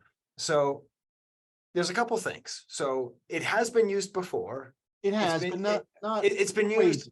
So I imagine this is just me reading into it. I'm an academic, so that's my job. So do you know the first time it was used in TV or movies? The pilot episode of Wonder Years. Oh, wow. Which is like the exact opposite of what it was right after To Everything Turn. Right. So immediately I thought like, wow, isn't that fun to think about White House Plumbers as this sort of like, imagine St. John as kind of a Kevin Arnold figure, and like how miserable his life is. I wish we were that good. I wish we were that good. So you can watch it. Yeah. It's a scene of Kevin and Paul on the bed reading Our Bodies Ourselves. And then obviously it's most famously used in the montage scene of Breaking Bad. And then parodied. Didn't know that either. You so didn't? Okay. In that case, do yourself a favor. Yeah. It is okay. So, oh my God, I'm so off then, because it's a very famous scene in season 5, I think episode. Here's what I'm 8. going to tell you. If I'd known, and again, I saw Breaking Bad, I just don't have a memory of the song. If I'd probably thought of that, I probably would have killed it. That's number one. Right. To me, it was a relative. So again, this is where obviously everybody's a little different.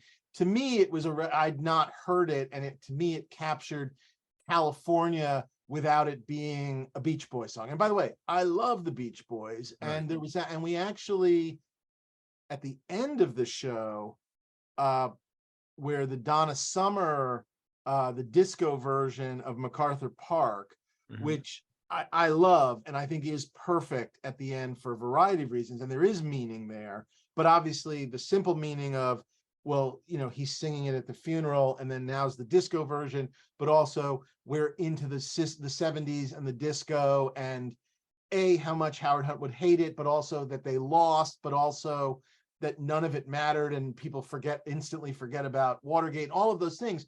But there was a half a second where I did worry, like, is this a little too jokey? And we tried it, and actually it was pretty cool. We tried Heroes and Villains from Smile. We tried both like some of the Heroes and Villains outtakes from the Smile sessions. Yep. And then we also tried just the official release, whatever. And it was actually really cool. And again, not to get too literal, Heroes and Villains again. And I did worry that might be a whatever. But so I love the Beach Boys. But that being said, I did not want Let's Go Surfing Now for their arrival in LA. So I guess the answer is every song is known to somebody, but I just didn't want things that I felt like were, again, I guess I can live with Breaking Bad and the pilot of the Wonder Years. I just didn't want it in every show.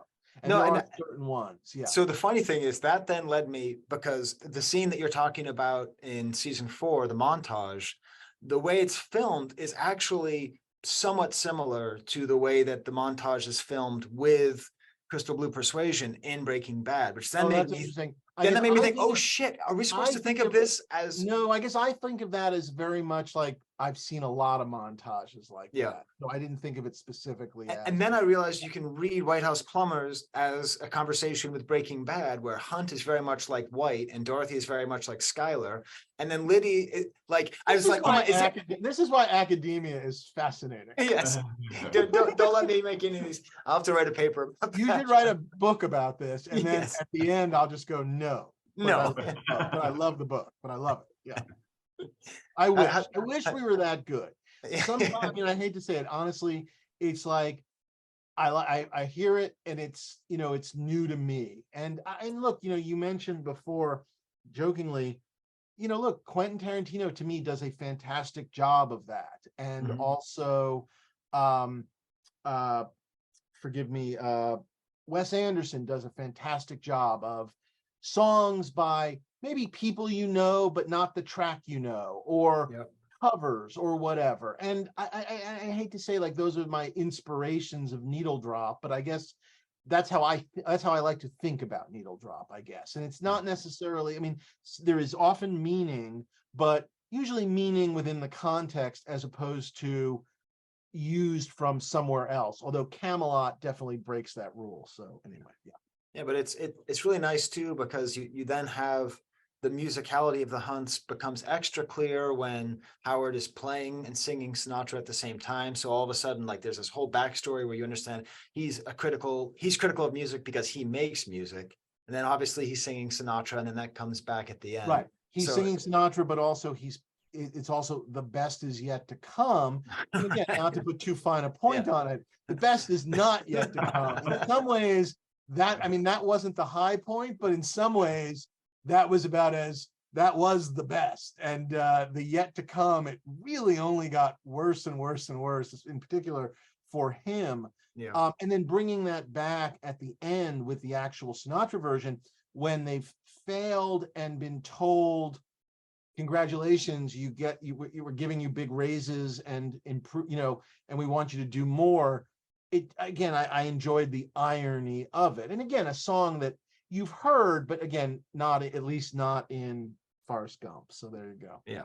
And then there is an actual needle drop in episode 1. You see the needle dropping, and it's obviously Hitler marches, songs, and speeches. First question, did you have to get that cleared?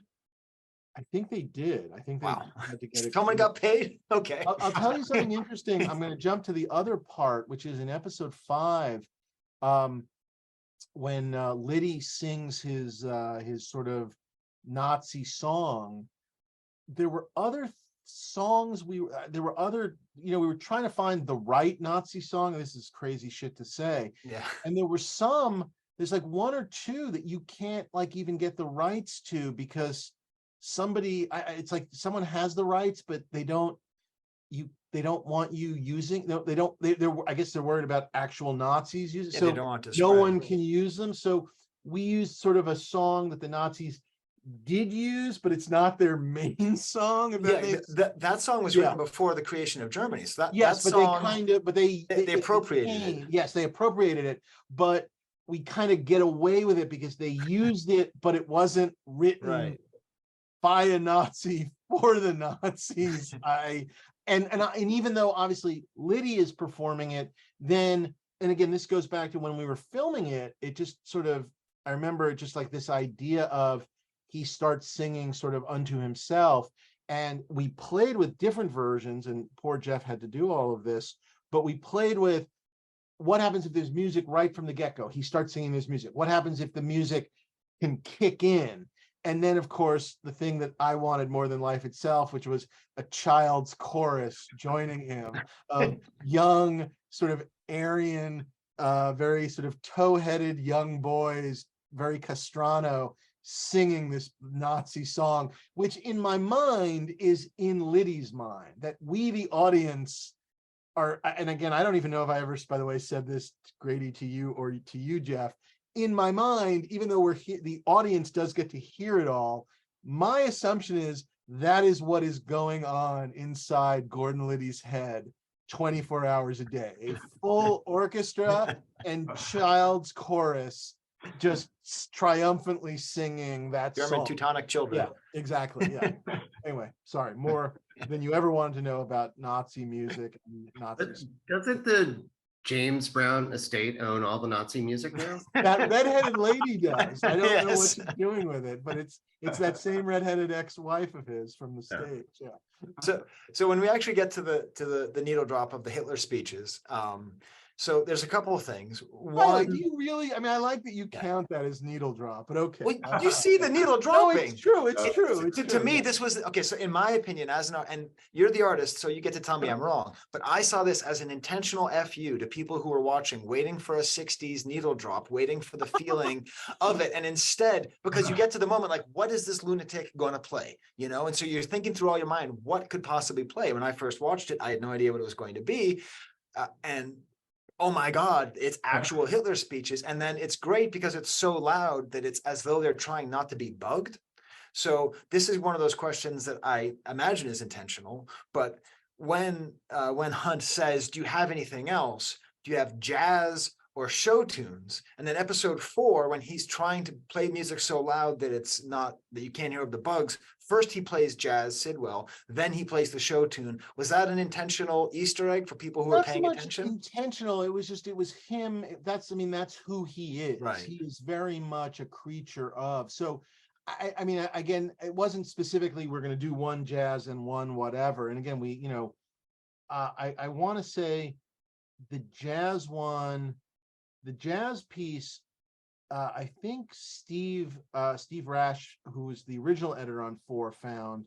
And he put it in, and I just loved how kooky it was. Like it, to me, it added to Howard's, like to me, that was his inner mind. Like, not that he was purposely doing, because obviously he's just turning it on, but that it's so fast paced in his mind when he's talking about, we can do this, we can do that, we'll go to South America, those guys owe me.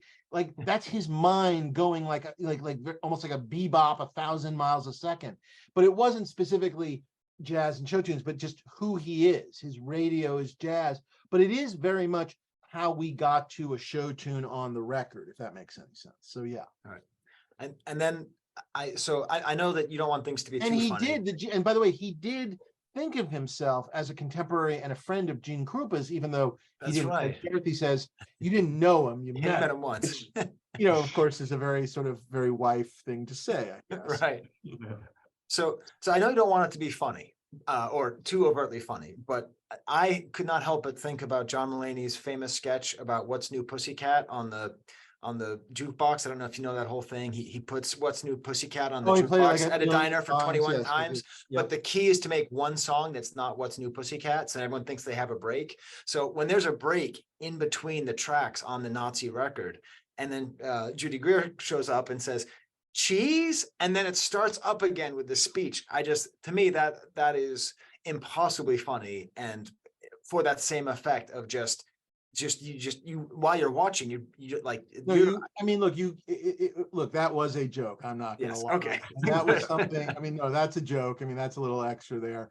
Yeah. It was.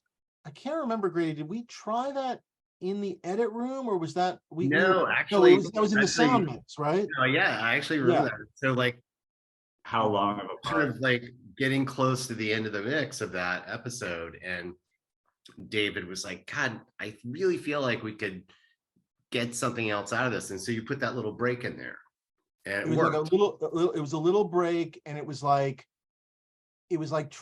telling them, and they were scrambling. It was like trying to find the sound of like the record before, like a record player makes before the record comes, like the next, like as if it ended and then it kicks into the next one. And Because it is annoying, and it's fine to bring it back like that. But yeah, no, but you came up with that in the mix. That's what was in happened. the mix. That's right. I do remember that. Yeah. Awesome. But that is a joke. I will admit to that. Okay, good. Yeah. Because that was Well, one look, the that- Hitler scene is obviously funny. Yeah. So it's not that it's not funny. And again, it's what I guess what it speaks to is, to me, that one may be a joke, but like Hitler itself that's about Gordon Liddy really liking Hitler music, like Hitler stuff, and playing it for people. That's documented. So is the coming over for dinner documented and playing the Hitler? Not exactly, but he definitely played Hitler stuff for people. That is done. Right.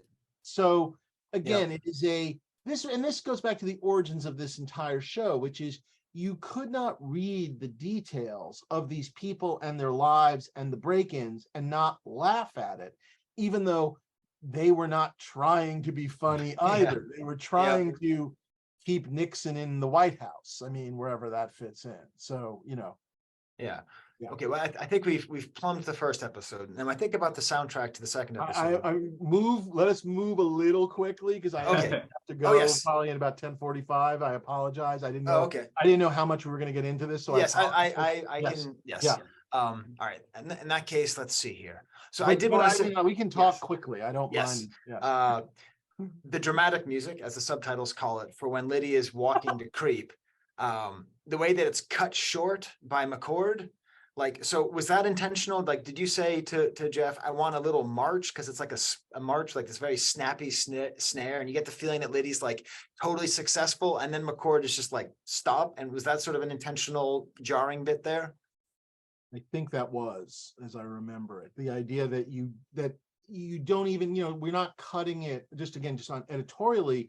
You're like McCord's like chit-chatting with the secretary. We've barely ever really noticed him as a character. He's popped up at the very beginning of one. We're not cutting to him like noticing Lydia, we're not letting you know. It seems like a guy getting some stuff and making an entrance and heading for the door in a very whatever. And then, I mean, not that it's a scratch, but a little bit of that feel, I guess, an interruption.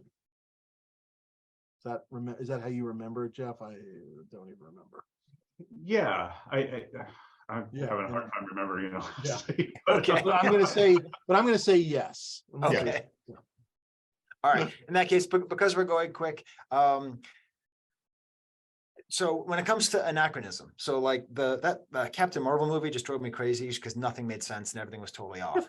So, Rocky Mountain Way is anachronistic because that came out in 1973. Is that something that only it's only going to bother nerds like me? Does it bother you at all? I know it's different with Donna Summer at the end because that was sort of intentional. No, or is it just kind of a fudge because it was Denver and Rocky Mountain and it totally fit the scene? It was totally the right song to put there. But do you worry about that? And it felt like at that point, though, oh yeah, I guess that's before the break-in. Yeah, I think we just probably, I guess if we realized it, we might not have. I don't know. It works too well with the sloppiness of what else is happening and the slide guitar. All right. There was a thing with that, and maybe I'm just scrambling to try and justify it. There was a version we had that we liked, and then don't you remember there was something, Grady, where like we had to switch to a different version? Yeah, that was pretty interesting. So I forgot the name of the singer again. Joe Walsh. Joe Walsh. So Joe Walsh, he's crazy, but he's still around. But he sometimes guest DJs on 88.5 out here, and he's hilariously weird. But yeah, so they had the original band version of the song, which we had in, and then when it finally got to the point where we were going to clear the music, Joe Walsh and his attorney was like, "You can't use that version. You have to use Joe's version because then Joe would get all the master." Yeah. So it was some kind of legal thing, and it sounded really close, but not quite like the version that everybody knows. And the older version, I guess, is 73. I know, our bad, but no, not on purpose. Okay. But truly Rocky Mountain Way, whatever. And again, one of those spots where, I don't know, I think we tried, we tried other things. I think we maybe looked at score too, and I don't know, it seemed too good. It totally works. And because you all in comedy, if you've never heard Billy West's impersonation of Joe Walsh, is unbelievable. He does a lot of great impressions, but that's one of the great voice actors. Like, it's a very specific one, but when you know Billy West, when you know Joe Walsh and both, it's quite amazing. Okay, then one of my most, for some reason, Joe Walsh used to pop up on the Drew Carey show, I guess the Cleveland or something. And he was just a real funny character. I've never heard him do the guest DJing, but he's wild just to listen to, and obviously the Eagles documentary, the greatest documentary ever. But, the unintentionally hilarious. Yes.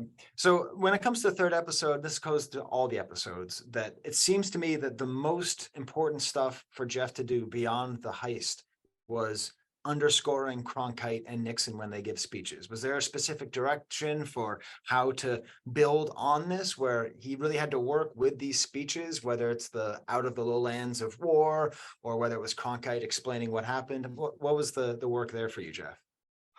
I don't think we ever actually discussed that. Literally, I honestly think it was one of those things where you did something and it was just like, that's great. Yeah. I can honestly, I don't know how you thought about it. What I thought worked about it was, again, it underlined the importance, and obviously, look, in some ways that is exposition. Exposition is never fun. And if you can musically make exposition fun, you're doing something. I don't know how else to express it.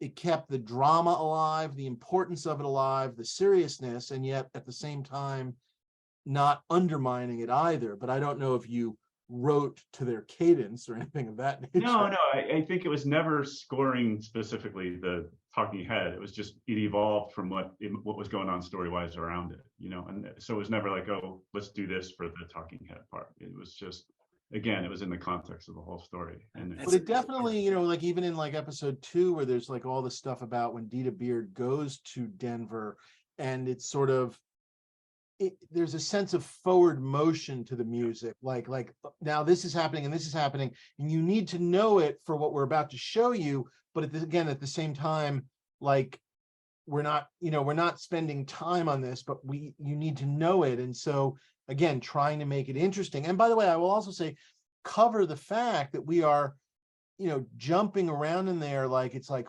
5 different like newscasts that are not all of a piece. We're stealing pieces of things, and we're not manipulating to change the story, but we are taking time and going like this so that you're getting all these pieces, even though first she didn't show up, and then she took the flight. Then it came out that she'd had this, you know, angina attack on the flight. And then it came out that she was in a hospital. And so these things that happened over the course of a couple of days, you're kind of mushing it, but you want it to feel a piece of one. And the music, I think, again, kind of papers over in a good way. Smooths out the choppy. Yeah. Exactly. And again, it wasn't, I mean, obviously it's all well put together, but it is multiple sources, I guess is what I'm saying. So yeah. And then a nerdy composition question, because I really, the third episode with the third and fourth attempts, it really seems like that's where you just got to go the most wild. But is there improvisation happening with the flutes there, or is that all written out? Because it seems like they're just like, you know, Will Ferrell, you know, us baby making music. I mean, they're really going out. Tell him, yeah. Funny enough, the guy who played flute did play on Anchorman. He did the flute solo on Anchorman. I got one. Yeah, Catisse Buckingham. And in fact, I've worked with him a bunch of stuff. I knew I was going to use him from day one. So even in the main titles, the little flute riff at the end of it, that was all written out, but I knew in my head that he was going to play it. But but sort of on the longer stuff, like in like the more extended scenes, that's all written out as well.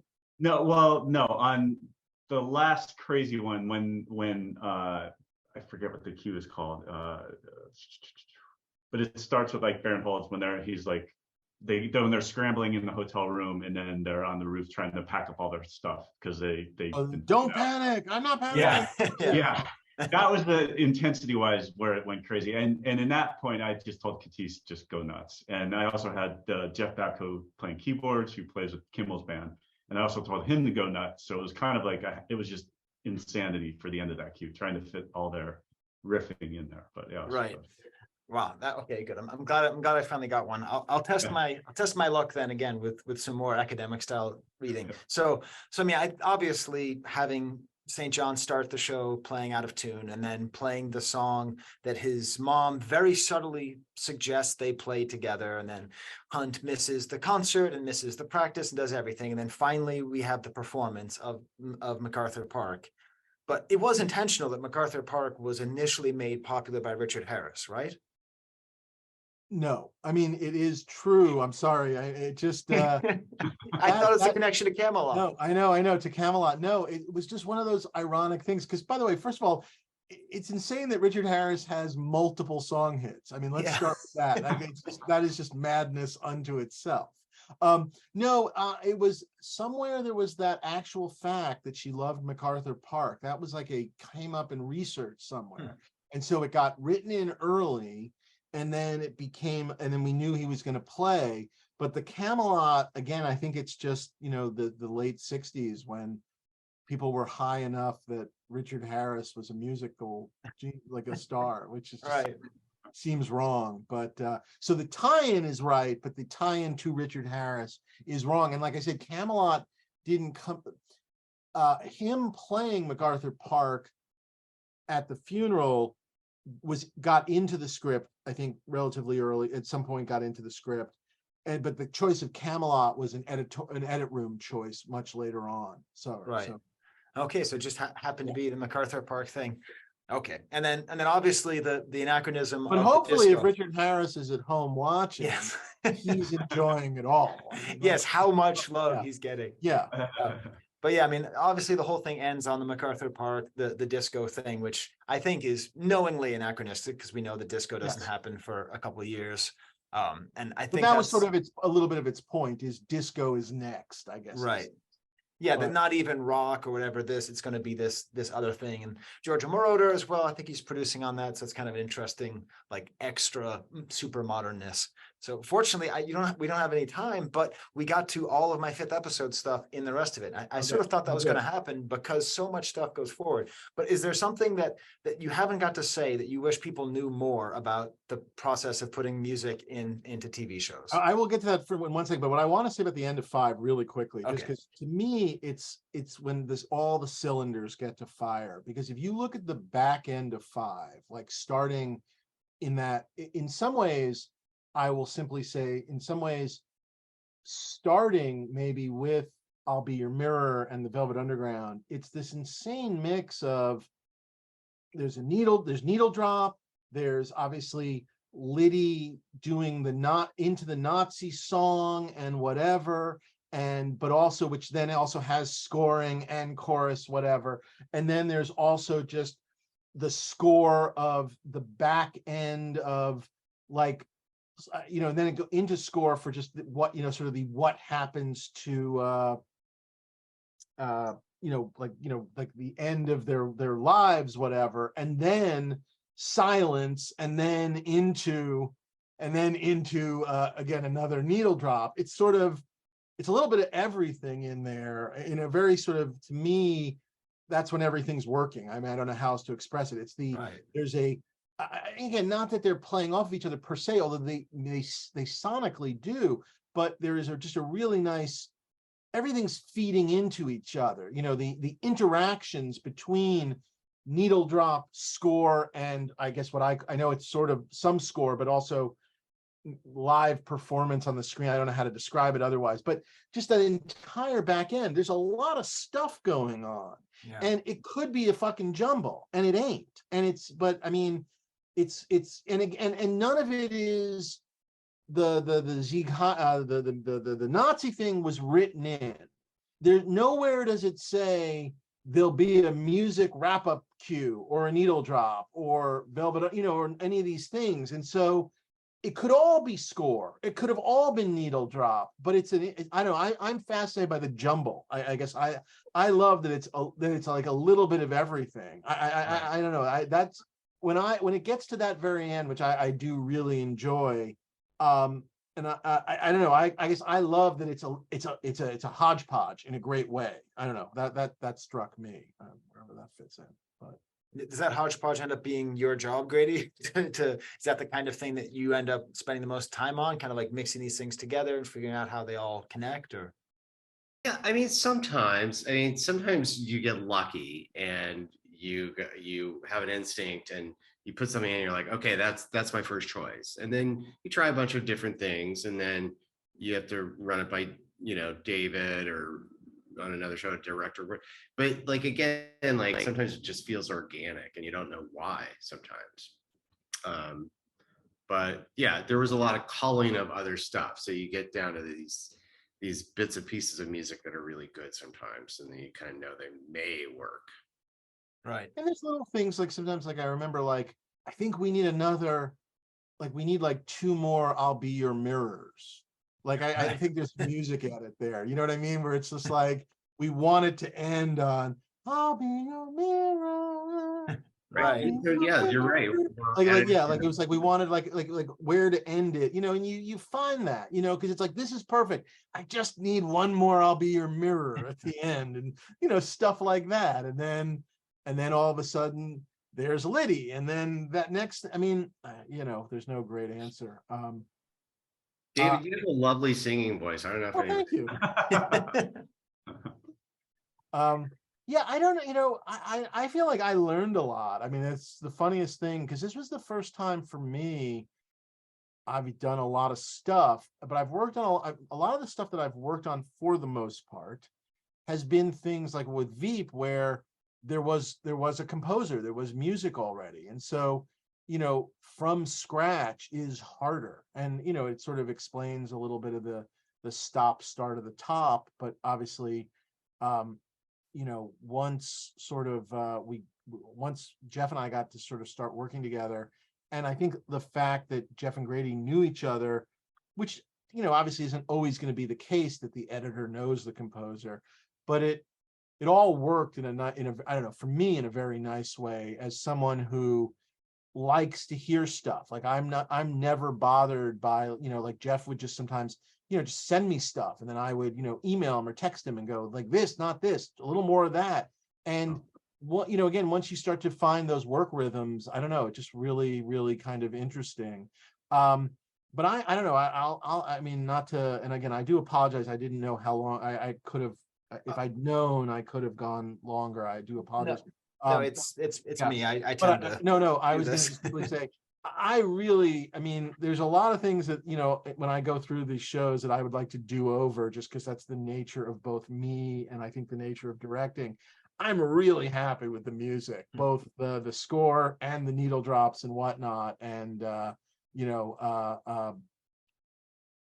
anyway, I'm very happy. So I'll end on that note. So, yeah.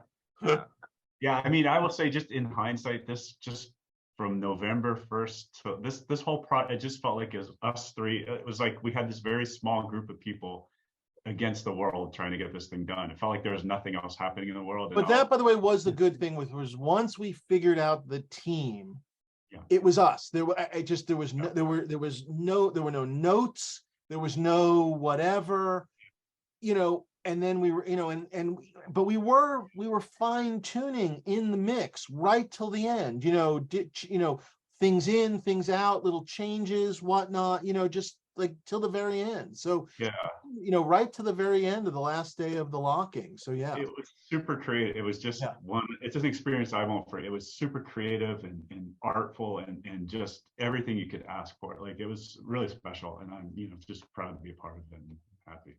Yeah. Awesome. All right. Well, thank you. Yeah. Sorry again, it took so long. Sky, no, I apologize too, but thank you so much. It's so exciting to talk. Anytime any of you ever want to do this for any of your projects, I'm happy to do it, because I do think it needs to be talked about more, and there's not enough people talking about it. So let's yeah. But thanks for your time. Yeah, thank you so much. It's super fun. Thank you, Sky. Like I said, it's really just neat to be able to talk about the music, because I hate to sound like an asshole. No one's asked about it. I'm right. like, I mean, it's just true. And I'm just, like I said, I'm telling you, you use your power to get them to release it on vinyl. I'll tell you, it'll sell, because it really slaps. The soundtrack really slaps on its own. But anyway. Well, Jeff made what did you make? Like 10 vinyl albums? What did you do? Oh yeah. Oh yeah. I sent David a vinyl, but yeah. Okay. But it's like one of one. So right. Yeah. We'll get going.